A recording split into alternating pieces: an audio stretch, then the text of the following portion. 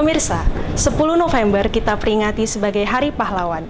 Banyak sisi yang bisa kita telusuri. Banyak arti tentang Hari Pahlawan ini. Termasuk di dalamnya mengenai pahlawan keuangan negara.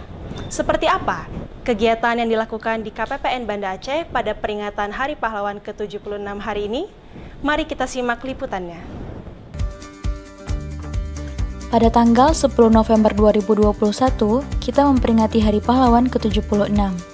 Pada hari ini, para jajaran di KPPN Banda Aceh mengikuti upacara Hari Pahlawan secara daring melalui live streaming YouTube Kementerian Keuangan.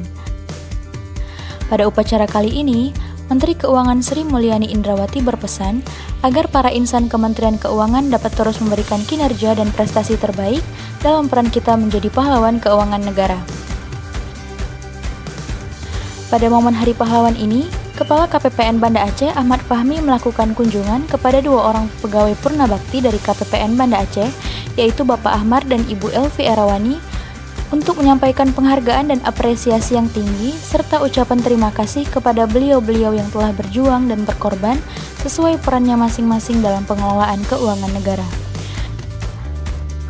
Dedikasi dan semangat keduanya dapat menjadi inspirasi bahwa pahlawan keuangan negara adalah insan-insan Kementerian Keuangan yang tidak lelah mencintai negeri ini.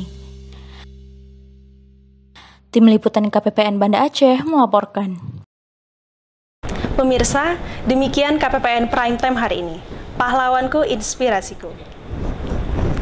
Saya Yuna Hermawan, sampai jumpa di KPPN Prime Time berikutnya. Merdeka!